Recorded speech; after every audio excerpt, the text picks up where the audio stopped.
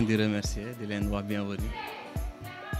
Quant à la question, je pense que fête du travail c'est un jour significatif. De mon point de vue dina marquer respect bu ñu am ci travailleurs yi et considération bi aussi. Je pense que c'est un marque de considération en fait envers les travailleurs parce que boo liggéeyee presque une année entière certains am nañu repos ñeneen amuñu ko mooy congé am nañu ko amul yaa ngi ci travail sans congé léegi bu jëlee benn jour boo xam ne c'est international ñu may ko jagleel ko liggéeykat yi je pense que c'est un très grand marque de respect et de considération wax dëgg yàlla loolu la war a dee parce que fi ngay liggéeyee comme ni ma ko waxee léegi am na ñoo xam ne amuñu congé léegi boo demee benn at boo xamante ne yow war na la carrément journée bi yaa ko moom yow en tant que statut de travailleur journée bi c'est pour toi yow lañ ko jagleel loolu je pense c'est à saluer.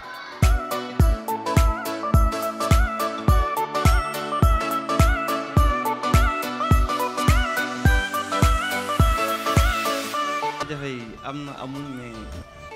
moog liggéey bi ñoo ànd aussi parce que mënoo ne da ngay bëgg dara di exceller ci dara te doo ci am benn jafe-jafe jusque li ngay wax mooy nan ngay def ba contrecarrer jafe-jafe yooyu gën a avancer mais liggéey moom ak jafe-jafe je pense que ñoo am certes nag am na jafe-jafe yoo xam ne disons que lu war a mën ñàkk la yoo xam te ne nekkul le travailleur moo koy teg boppam mais c'est son employé qui lui inflige ça am na yoo xam ne mën na ñàkk pour yor xale da nga koy jàppee comme sa doom boo bàyyi seen kër rek wala sa rak parce que sa doom lu mu tànkal lu mu la sonal ça reste ton enfant da nga koy jël def lu war ci moom donc malgré les bruits les cris les débauches et tout ça da nga koy jël téye ko cadré ko parce que yar bi kër ga certes ci la bokk mais ñun disons que xale yi temps bu ñuy passé ak ñun c'est plus que ñun lu ñu passé ak seen parents donc ñun ñooy parents xale yi donc ñun éducation bi ñuy inculquer xale yi si c'est négatif si c'est pas positif rek après ñun dañuy fausser seen avenir donc ñun lu ñu bëggalul suñuy doom ñu bàyyi suñuy kër waruñu ko bëggal xale yi donc yar bi ñuy def suñu doom yi rek lu ko raw sax la ñu war a def fii si xale yi nekk fii. bah oui forcément mënoo nekk ak xale te bëggoo ça c'est un métier boo xam ne certes da ngay liggéey pour am xaalis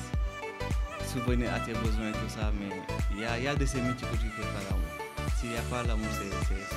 c'est perdu d'avance da ngay dem nii mais doo ci avancer du ñàkk comme je disais tout à l'heure du ñàkk jafe-jafe am mais tout le temps il faut teg ay perspectives pour contrecarrer jafe-jafe yooyu parce que quand tu dis que c'est difficile rek nga croiser les bras ou nga arrêter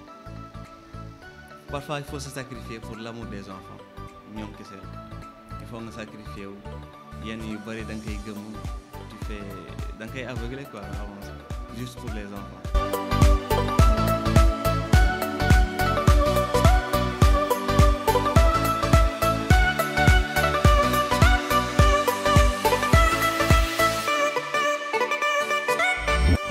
Du 1er mai nag dafa nekk fête boo xamante ne donc c'est né d'un contexte un peu particulier parce que comme qui parle de travailleurs parlera forcément donc de revendications et tout ce qui tourne autour voilà donc moo tax vraiment dinaa ci sawar a wax mooy parce que fête du 1er mai am na ay dates il y a des dates tellement donc phares à retenir surtout les années 1800 il y a l'année 1884 voilà en France il y avait donc des revendications il y a aussi en 1800 aussi 90 donc il y avait de fortes tensions même donc en France il y avait donc des ouvriers qu'on avait pendus c'était donc le 1er mai donc voilà donc c'est la raison pour laquelle donc d'ailleurs même en France donc on avait même adopté la loi ce que je viens tout de suite donc de faire ici. On avait adopté donc la loi pour donc accepter aux travailleurs de travailler 8 heures par jour. Voilà. Donc mais n'empêche, voilà, comme je l'ai dit à l'entame donc de mes propos que les travailleurs moom ku wax ci travailleur rek parlera forcément donc de revendications de gauche à droite. Donc surtout ñun jàngalekat yi sax dañu ko doon kii dañu koy kii yéen da ngeen bëri ay laajte da ngeen bëri ay nangam-nangam. Voilà loolu moom maa ngi ci sawar naa ci bu baax a baax a baax a baax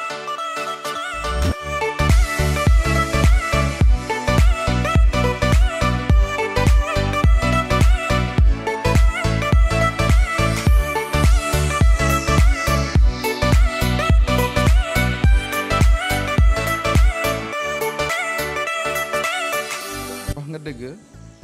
liggéey bi ce n'est pas aussi facile comme nuñ koy xalaatee métti na trop mais man en tant que jàngalekat donc je ne prends pas l'enseignement comme un métier mais dama ko jël man comme mission c'est-à-dire comme ñun ci jihaad lañ nekk jàngale nag moo bindoo noonu waaw jàngale moo bindoo noo xamante ne c'est-à-dire boo ko jëlee comme métier am na donc li nga ciy jël wala li nga ciy xalaat wala li nga ciy xaar suba ak ginnaaw suba waaw te comme ni ma ko waxee mission la boo xamante ne dañ ko war a accomplir parce que am na lu bëree yoo xamante ne donc dañ koy jànkuwante métti na trop nag métti na trop donc il y a des comment dirais des problèmes intra-scolaires comme aussi il y a des problèmes yoo xamante ne donc yow da nga koy jànkuwante mais extra scolaire loolu noonu yëpp dañ koy jànkuwante parce que comme su ma waxee intra-scolaire mooy loolu sa diggante la ak ki ngay jàngal mais boo waxee extra scolaire mën na dem ba sa diggante ak wayjuru ki ngay jàngal xam nga ki ngay jàngal ne wayjuram nekkul ci école bi voilà donc te boo amee souvent un différend avec ki ngay jàngal donc par force donc c'est très facile que tu aies encore un autre problème donc avec le papa de ce dernier ba aussi comme aussi am na ci bànneex bu ci nekk vraiment parce que dara gënul neex comme man maa ngi yore classe d'examen par exemple tey yàlla bu ma dimbale woon ba ma am donc 100% ñoom ñëpp ñu jàll donc dinaa ci sant yàlla bu baax dinaa ci kontaan bu baax dinaa kontaan ci ñoom bu baax a baax te aussi loolu lay ñaan yàlla mu defal loolu xam nga tamit comme ni nga ko waxee y a des hauts et des bas loolu aussi am na ci loo xamante ne vraiment neex na ci xol mais nag lu naqari nga xam ne da nga nekk ci mission da nga nekk ci jihaad